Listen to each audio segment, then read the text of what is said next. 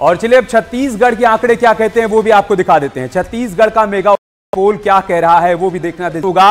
वहां पर भी विधानसभा चुनाव में सत्ता परिवर्तन हुआ है, बीजेपी की सरकार बनी है।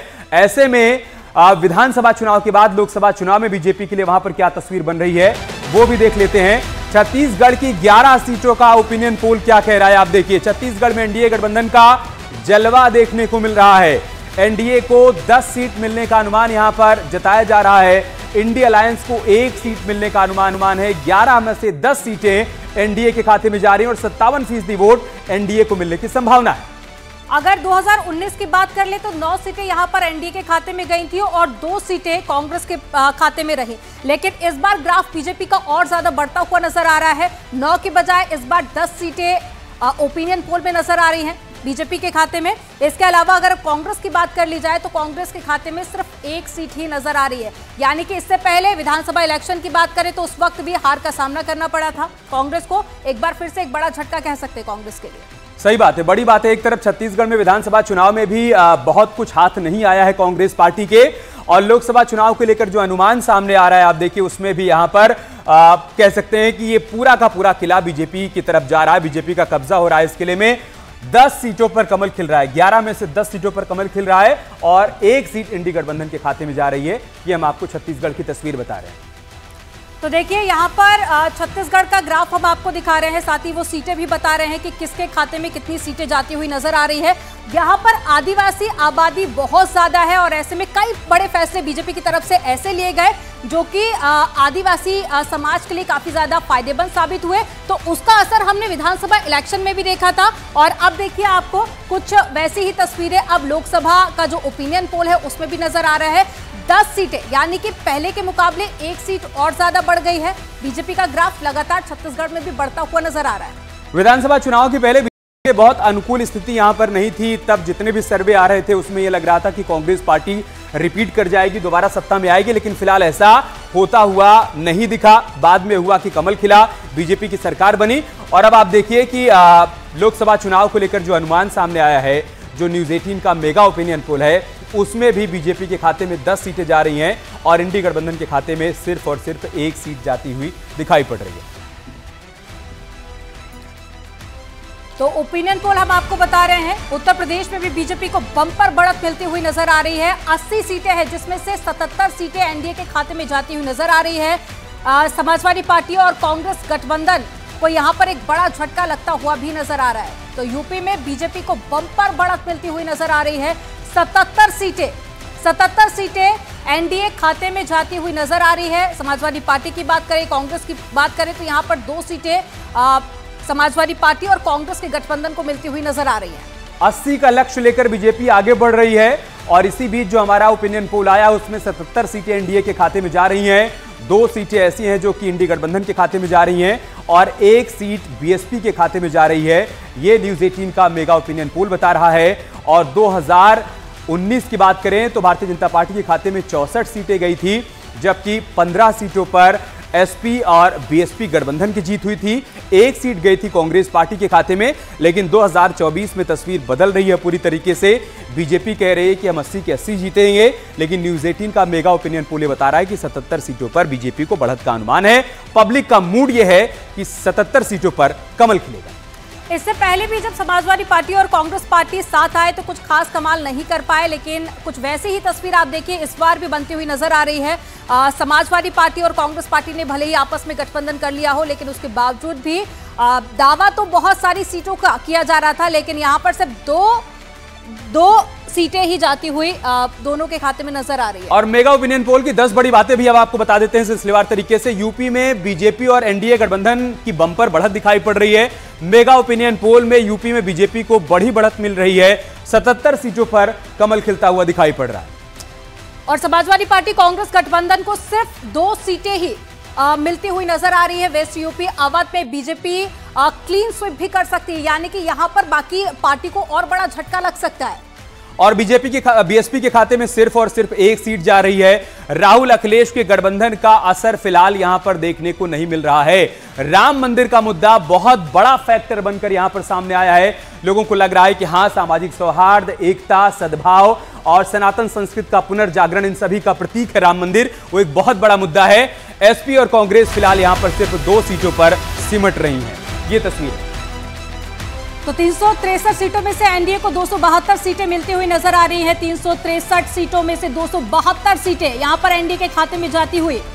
यह ओपिनियन पोल बिल्कुल सटीक और साइंटिफिक सर्वे हम आपको बता रहे हैं। जनता का क्या मूड है, कौन कौन से मुद्दों पर वो इस बार इलेक्शन में वोट देने वाली है, और उसी आधार पर आप ये ओपिनियन पोल देखिए जिसमें एनडीए लगातार सभी राज्यों में बढ़त बनाती हुई दिखाई दे रही है। तो सभी 543 सीटों की तस्वीर हम आपको सामने रखेंगे, लेकिन 363 सीट का अनुमान अब तक सामने आया और उसमें से 272 सीटें, मतलब यह कि पूर्ण बहुमत का आंकड़ा एनडीए ने अभी तक छू लिया है। जबकि हमने सिर्फ 363 सीटों की तस्वीर आपके सामने रखी है, उसमें 272 सीटें एनडीए के खाते में जा रही हैं और इंडी गठबंधन के खाते में 71 सीट जाती हुई दिखाई पड़ रही है।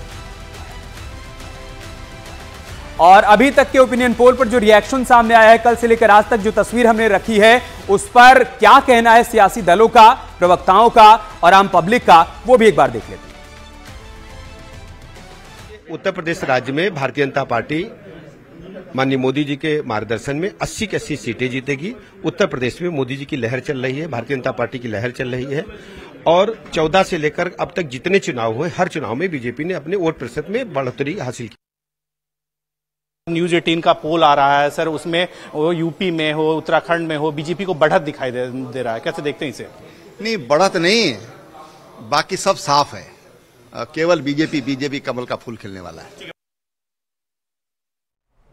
तो डिप्टी सीएम ब्रजेश पाठक को सुन रहे थे आप। इसके अलावा त्रिवेंद्र सिंह रावत, पूर्व सीएम उत्तराखंड, दोनों का रिएक्शन सामने आया है और दोनों का कहना है कि ठीक है, आपका ओपिनियन पोल है 77 सीटें दे रहा है, लेकिन हम इससे भी आगे जा रहे हैं। उत्तराखंड में तो एक बार फिर से 5 सीटों पर कमल खिल रहा है और त्रिवेंद्र सिंह रावत कह रहे हैं कि यही होने जा रहा है, और ब्रजेश पाठक ये कह रहे हैं कि आप 77 दे रहे हैं, लेकिन हम 80 को लेकर आश्वस्त हैं।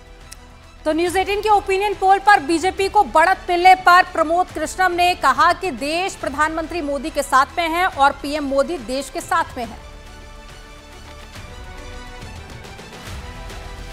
उत्तर प्रदेश की जनता ने एक अपना टारगेट सेट कर लिया है कि 2024 के लोकसभा चुनाव में उत्तर प्रदेश से भाजपा को 80 सीटों पर पटखनी देगी, ताकि उसको ये जो दुश्वारियां झेलने को मिल रही है, नौजवानों को, किसानों को, महिलाओं को, बेरोजगारों को, इससे निजात उसको मिलेगी जब वो 80 हराओ भाजपा हटाओ के अपने जो उद्देश्य की पूर्ति कर पाएगी।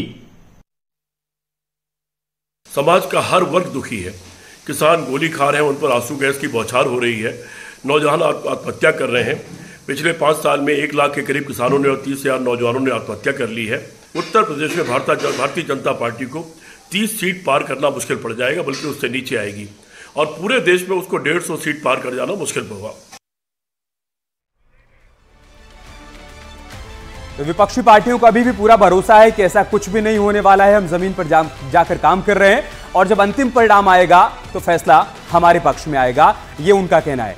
लेकिन इसी बीच संभल से जो बड़ी खबर आई वो हम आपको बता दें, प्रमोद कृष्णम का रिएक्शन सामने आया है। उनका यह कहना है कि देश प्रधानमंत्री मोदी के साथ है, क्योंकि पीएम मोदी पूरे देश के। देश की जनता ये मानती है कि नरेंद्र मोदी जी के हाथों में देश सुरक्षित है। सवाल बड़ा है और भविष्य को लेकर के सब सतर्क है।